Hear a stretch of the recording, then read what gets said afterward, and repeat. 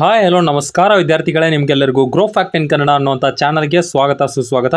ಹೌದು ವಿದ್ಯಾರ್ಥಿಗಳೇ, ಬಹಳಷ್ಟು ಜನ ನನಗೆ ಕಮೆಂಟ್ ಮಾಡುವ ಮೂಲಕ ಕೇಳ್ತಾ ಇದ್ರು, ಕುಟುಂಬ ಐ ಡಿ ಅಂದರೆ ಏನು, ಕುಟುಂಬ ಐ ಡಿಯನ್ನು ನಾವು ಯಾವ ರೀತಿಯಾಗಿ ಪಡೆದುಕೊಳ್ಬೇಕು, ಅಥವಾ ಕುಟುಂಬ ಐ ಡಿಯನ್ನು ಪಡೆದುಕೊಂಡಿದ್ರೆ ಅದನ್ನು ಯಾವ ರೀತಿಯಾಗಿ ನಮ್ಮ ಕುಟುಂಬ ಐ ಡಿ ಜನರೇಟ್ ಆಗಿದೆಯೋ ಇಲ್ವೋ ಅದನ್ನು ಯಾವ ರೀತಿಯಾಗಿ ಚೆಕ್ ಮಾಡ್ಕೊಳ್ಬೇಕು ಅನ್ನೋದನ್ನು ಬಹಳಷ್ಟು ಜನ ಕಮೆಂಟ್ ಮಾಡುವ ಮೂಲಕ ಕೇಳ್ತಾ ಇದ್ರು. ಅವರೆಲ್ಲರಿಗೂ ಉತ್ತರವಾಗಿ ಈ ವಿಡಿಯೋನ ಮಾಡ್ತಾ ಇದ್ದೀನಿ. ಇದರಲ್ಲಿ ಸಂಪೂರ್ಣವಾದ ಡೀಟೇಲ್ ಅಂದರೆ ಕುಟುಂಬ ಐ ಡಿ ಯಾಕೆ ಅವರು ತೆಗೆದುಕೊಳ್ತಾರೆ, ಹಾಗೂ ಕುಟುಂಬ ಐ ಡಿ ನಮ್ದು ಇದೆಯಾ ಇಲ್ವಾ ಅನ್ನೋದನ್ನು ಯಾವ ರೀತಿಯಾಗಿ ಚೆಕ್ ಮಾಡಬೇಕು, ಇಲ್ಲ ಅಂದರೆ ಯಾವ ರೀತಿಯಾಗಿ ನಾವು ಕುಟುಂಬ ಐ ಡಿಯನ್ನು ರಿಜಿಸ್ಟರ್ ಮಾಡುವ ಮೂಲಕ ಪಡೆದುಕೊಳ್ಬೇಕು ಅನ್ನೋದ್ರ ಬಗ್ಗೆ ಸಂಪೂರ್ಣವಾದ ಮಾಹಿತಿಯನ್ನು ಈ ವಿಡಿಯೋದಲ್ಲಿ ನೀಡ್ತೀನಿ. ಅದಕ್ಕೂ ಮುಂಚೆ ನೀವು ನಮ್ಮ ಚಾನಲ್ಗೆ ಹೊಸದಾಗಿ ಬಂದಿದ್ದರೆ ದಯವಿಟ್ಟು ಸಬ್ಸ್ಕ್ರೈಬ್ ಮಾಡಿ ಹಾಗೂ ಬೆಲ್ ಐಕನನ್ನು ಒತ್ತಿ ಇಟ್ಕೊಳ್ಳಿ. ಯಾಕಂದರೆ ಇದೇ ರೀತಿಯಾದಂಥ ಸ್ಕಾಲರ್ಶಿಪ್ನ ಯಾವುದೇ ಅಪ್ಡೇಟ್ಗಳಾಗಿರಲಿ ಅಥವಾ ಹೊಸ ಯೋಜನೆಗಳ ಅಪ್ಡೇಟ್ ಆಗಿರಲಿ ನಿಮಗೆ ಖಡಾಖಂಡಿತವಾಗಿ ಕರೆಕ್ಟಾದ ಇನ್ಫಾರ್ಮೇಷನನ್ನು ನಾನು ನಿಮಗೆ ನೀಡ್ತೀನಿ. ನೋಡಿ ವಿದ್ಯಾರ್ಥಿಗಳೇ, ಮೊದಲನೇದಾಗಿ ಇಲ್ಲಿ ಕೆಳಗಡೆ ನೀವು ನೋಡ್ತಾ ಇರ್ಬೋದು SSP ಪೋರ್ಟಲ್ ಏನಿರುತ್ತೆ ಅಲ್ಲ, ಇಲ್ಲಿ ಕೆಳಗಡೆ ಬಂದಾಗ ನಿಮಗೆ ಇಲ್ಲಿ ಕುಟುಂಬ ಐ ಡಿ ಬಗ್ಗೆ ಒಂದು ಮಾಹಿತಿಯನ್ನು ತಿಳಿಸಿದ್ದಾರೆ. ಇಲ್ಲಿ ನೋಡಿ, ರಾಜ್ಯ ವಿದ್ಯಾರ್ಥಿ ವೇತನ ತಂತ್ರಾಂಶದಲ್ಲಿ ಅರ್ಜಿ ಸಲ್ಲಿಸಲು ವಿದ್ಯಾರ್ಥಿಯು ಕುಟುಂಬ ತಂತ್ರಾಂಶದಲ್ಲಿ ನೋಂದಣಿಯಾಗಿ ಕುಟುಂಬ ಗುರುತಿನ ಸಂಖ್ಯೆಯನ್ನು ಹೊಂದುವುದು ಐಚ್ಛಿಕವಾಗಿರುತ್ತದೆ. ನಿಮ್ಮ ಕುಟುಂಬದ ಗುರುತಿನ ಸಂಖ್ಯೆಯನ್ನು ತಿಳಿಯಲು ಇಲ್ಲಿ ಕ್ಲಿಕ್ ಮಾಡಿ ಅಂತ ತಿಳಿಸಿದ್ದಾರೆ. ಹಾಗೂ ವಿದ್ಯಾರ್ಥಿಯು ಕುಟುಂಬ ಗುರುತಿನ ಸಂಖ್ಯೆ ಲಭ್ಯವಿಲ್ಲದಿದ್ದರೆ ಕುಟುಂಬ ತಂತ್ರಾಂಶದಲ್ಲಿ ನೋಂದಣಿಯಾಗಲು ಇಲ್ಲಿ ಕ್ಲಿಕ್ ಮಾಡಿ ಅಂತ ತಿಳಿಸಿದ್ದಾರೆ. ಇಲ್ಲಿ ನೋಡ್ಬೋದು 2 ಲಿಂಕ್ಗಳನ್ನು ಅವರು ನೀಡಿದ್ದಾರೆ. ಒಂದು ಲಿಂಕ್ ನಿಮ್ಮ ಕುಟುಂಬ ಐ ಡಿ ಇದ್ದರೆ ಅದನ್ನು ಹೇಗೆ ಚೆಕ್ ಮಾಡ್ಕೊಳ್ಳೋದು, ಕುಟುಂಬ ಐ ಡಿ ಏನು ಅನ್ನೋದನ್ನು, ಹಾಗೂ ಇರಲಿಲ್ಲ ಅಂದರೆ ಯಾವ ರೀತಿಯಾಗಿ ರಿಜಿಸ್ಟರ್ ಮಾಡ್ಕೊಳ್ಳೋದು ಅನ್ನೋದನ್ನು ತಿಳಿಸಿದ್ದಾರೆ.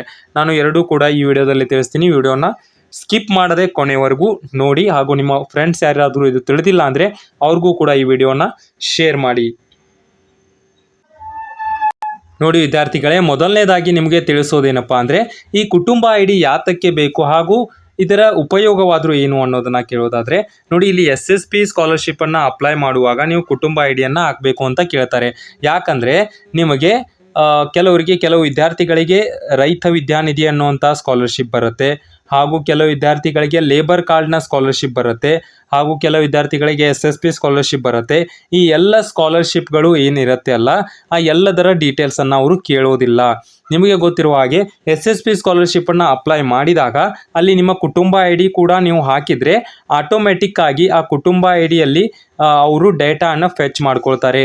ಡೇಟಾ ಫೆಚ್ ಮಾಡುವ ಮೂಲಕ ನಿಮ್ಮ ಕುಟುಂಬದಲ್ಲಿ ನಿಮ್ಮ ತಂದೆ ತಾಯಿ ಹಾಗೂ ಯಾರ್ಯಾರು ಇರ್ತಾರಲ್ಲ ಅವರ ಎಲ್ಲ ಡೀಟೇಲ್ಸನ್ನು ಅವರು ತೆಗೆದುಕೊಂಡಿರ್ತಾರೆ. ನಿಮ್ಮ ತಂದೆ ಏನಾದರೂ ರೈತರಾಗಿದ್ದರೆ ರೈತ ವಿದ್ಯಾನಿಧಿ ಅನ್ನೋವಂಥ ಅಮೌಂಟ್ ಏನಿರುತ್ತೆ ಅಲ್ಲ, ಅದು ಆಟೋಮ್ಯಾಟಿಕ್ ಆಗಿ ಫೆಚ್ ಆಗುವ ಮೂಲಕ ಬರುತ್ತೆ. ನೀವು ಯಾವುದೇ ರೀತಿಯಾಗಿ ಸಪ್ರೇಟಾಗಿ ರೈತ ವಿದ್ಯಾನಿಧಿ ಸ್ಕಾಲರ್ಶಿಪ್ ಅಂತ ಅಪ್ಲೈ ಮಾಡುವಂಥ ಅವಶ್ಯಕತೆ ಇಲ್ಲ. ನಿಮ್ಮ ಕುಟುಂಬ ಐ ಡಿಯಲ್ಲಿ ನಿಮ್ಮ ತಂದೆಯ ಹೆಸರು ಇರುತ್ತೆ, ಅಲ್ಲಿಯೇ ಡೈರೆಕ್ಟಾಗಿ ಅವರು ಫೆಚ್ ಮಾಡ್ಕೊಳ್ತಾರೆ. ಅಕಸ್ಮಾತ್ ಆಗಿ ನಿಮ್ಮ ತಂದೆ ಅಥವಾ ತಾಯಿಯವರು ಕಾರ್ಮಿಕರಾಗಿದ್ದರೆ ಕಾರ್ಮಿಕ ಕಾರ್ಡನ್ನು ಹೊಂದಿದರೆ ನಿಮಗೆ ಕಾರ್ಮಿಕ ಲೇಬರ್ ಕಾರ್ಡ್ನ ಏನು ಸ್ಕಾಲರ್ಶಿಪ್ ಬರುತ್ತೆ ಅಲ್ಲ, ಅದು ಕೂಡ ಬರುತ್ತೆ.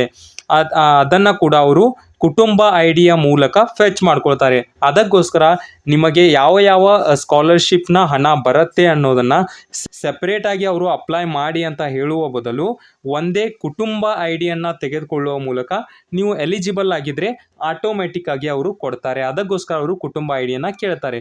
ಈಗ ಕುಟುಂಬ ಐ ಡಿಯನ್ನು ಯಾವ ರೀತಿಯಾಗಿ ಪಡೆದುಕೊಳ್ಳೋದು ಅನ್ನೋದ್ರ ಬಗ್ಗೆ ಹೇಳ್ತೀನಿ. ಇಲ್ಲಿ ನೋಡಿ, ಮೊದಲನೇದಾಗಿ ಇಲ್ಲಿ ಕೊಟ್ಟಿರುವಂತಹ ಲಿಂಕ್ ಮೇಲೆ ಕ್ಲಿಕ್ ಹಾಗೂ ಇಲ್ಲಿ ನೀವು ನಿಮ್ಮ ಐ ಡಿಯನ್ನು ತಿಳ್ಕೊಳ್ಬೋದು. ಅಂದರೆ ಕುಟುಂಬ ಐ ಡಿ ಈ ನಂಬರ್ ಏನು ಅನ್ನೋದನ್ನು ಇಲ್ಲಿ ನೀವು ತಿಳ್ಕೊಳ್ಬೋದು.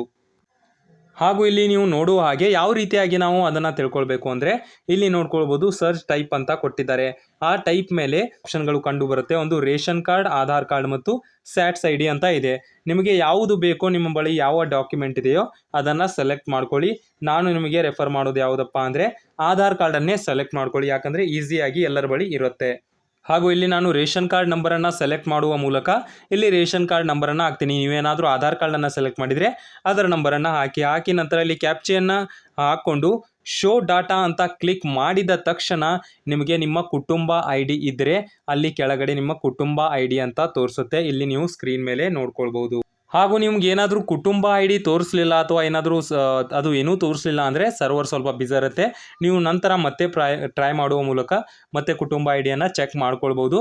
ಆದರೂ ಕೂಡ ನಿಮಗೆ ತೋರಿಸಿಲ್ಲ ಅಥವಾ ಯಾವುದೇ ಅದರ ನೋಟಿಫಿಕೇಷನ್ ಬಂದರೆ ನಿಮ್ಮ ಕುಟುಂಬ ಐ ಡಿ ರಿಜಿಸ್ಟರ್ ಆಗಿಲ್ಲ ಅಂತ ಬಂದರೆ ನೀವು ಅದಕ್ಕೆ ರಿಜಿಸ್ಟರನ್ನು ಮಾಡಬೇಕು. ಅದನ್ನು ಯಾವ ರೀತಿಯಾಗಿ ಮಾಡಬೇಕು ಅಂದರೆ ನೀವು SSP ಸ್ಕಾಲರ್ಶಿಪ್ನ ಏನು ವೆಬ್ಸೈಟ್ ಪೋರ್ಟಲ್ ಇದೆಯಲ್ಲ ನಾನು ತಿಳಿಸಿದ ಹಾಗೆ ಅಲ್ಲಿಗೆ ಮತ್ತೊಮ್ಮೆ ಬಂದು ಇಲ್ಲಿ ಕೆಳಗಡೆ ಇದೆ ನೋಡಿ, ತಂತ್ರಾಂಶದಲ್ಲಿ ನೋಂದಣಿಯಾಗಲು ಇಲ್ಲಿ ಕ್ಲಿಕ್ ಮಾಡಿ ಅಂತ ಇದೆ ನೋಡಿ. ಅದಕ್ಕೋಸ್ಕರ ನೀವು ಅದು ಸೆಕೆಂಡ್ ಲಿಂಕ್ ಮೇಲೆ ಕ್ಲಿಕ್ ಮಾಡಬೇಕು. ನಂತರ ನಿಮ್ಮ ಮುಂದೆ ಈ ರೀತಿಯಾದಂಥ ಒಂದು ವೆಬ್ಸೈಟ್ ಓಪನ್ ಆಗುತ್ತೆ.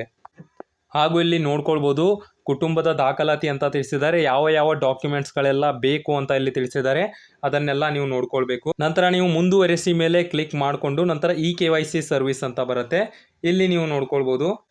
ನಂತರ ಇಲ್ಲಿ ನೀವು ನೋಡ್ಕೊಳ್ಬೋದು ಆಧಾರ್ ನಂಬರ್ ಅಂತ ಇದೆ, ಇಲ್ಲಿ ಆಧಾರ್ ನಂಬರನ್ನು ಹಾಕಬೇಕು.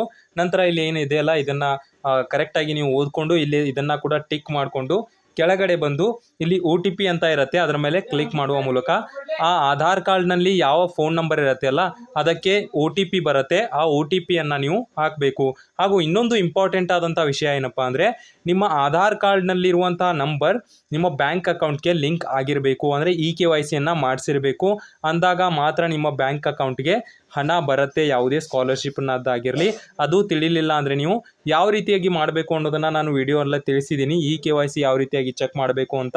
ಅದಕ್ಕೋಸ್ಕರ ಅದನ್ನು ಕೂಡ ನೀವು ಚೆಕ್ ಮಾಡ್ಕೊಳ್ಬೋದು. ಅಥವಾ ಬ್ಯಾಂಕಿಗೆ ಹೋಗಿ ನೀವು ನಮ್ಮ ಫೋನ್ ನಂಬರಲ್ಲಿ KYC ಆಗಿದೆಯೋ ಇಲ್ಲವೋ ಅನ್ನೋದನ್ನು ಮಾಹಿತಿಯನ್ನು ನೀವು ಪಡೆದುಕೊಳ್ಬೇಕು. ಇಲ್ಲಾಂದರೆ ಸ್ಕಾಲರ್ಶಿಪ್ನ ಅಮೌಂಟ್ ನಿಮ್ಮ ಬ್ಯಾಂಕ್ ಅಕೌಂಟ್ಗೆ ಬರೋದಿಲ್ಲ.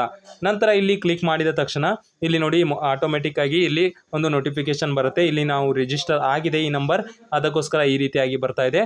ಇಲ್ಲ ಅಂದರೆ ಮುಂದಿನ ಪ್ರೊಸೆಸ್ನಲ್ಲಿ ಯಾವೆಲ್ಲ ಇನ್ಫಾರ್ಮೇಷನ್ ನೀಡುತ್ತೋ ಆ ಎಲ್ಲ ಇನ್ಫಾರ್ಮೇಷನನ್ನು ಹಾಕುವ ಮೂಲಕ ನೀವು ಕೂಡ ಕುಟುಂಬ IDಗೆ ರಿಜಿಸ್ಟರನ್ನು ಆಗಬೇಕು. ಹಾಗೂ ಇದನ್ನು ಹೊರತಾಗಿ ನಿಮಗೆ ಯಾವುದಾದ್ರೂ ಡೌಟ್ಸ್ ಬಂದಲ್ಲಿ ಅಥವಾ ಯಾವ ರೀತಿಯಾಗಿ ಪ್ರಾಬ್ಲಮ್ ಕಂಡು ಬಂದಲ್ಲಿ ನಮಗೆ ಕಮೆಂಟ್ ಬಾಕ್ಸ್ನಲ್ಲಿ ತಿಳಿಸಿ, ಖಂಡಿತವಾಗಿ ನಾನು ಅದಕ್ಕೆ ರಿಪ್ಲೈಯನ್ನು ಕೊಡೋದಕ್ಕೆ ಟ್ರೈ ಮಾಡ್ತೀನಿ. ಹಾಗೂ ಇದನ್ನು ಹೊರತಾಗಿ ಬೇರೆ ಏನಾದರೂ ಡೌಟ್ಸ್ ಇದ್ದಲ್ಲಿ ಕಮೆಂಟ್ ಬಾಕ್ಸ್ನಲ್ಲಿ ತಿಳಿಸಿ. ಹಾಗೂ ಸ್ಕಾಲರ್ಶಿಪ್ನ ಯಾವುದೇ ಅಪ್ಡೇಟ್ ಇರಲಿ ನೀವು ನಮ್ಮ ಚಾನಲ್ಗೆ ಬನ್ನಿ, ಅದರ ಅಪ್ಡೇಟನ್ನು ನಾನು ಖಂಡಿತವಾಗಿ ನೀಡಿರ್ತೀನಿ. ಕೊನೆವರೆಗೂ ನಮ್ಮ ವಿಡಿಯೋನ ನೋಡಿದ್ದಕ್ಕೆ ಧನ್ಯವಾದಗಳು ವಿದ್ಯಾರ್ಥಿಗಳೇ.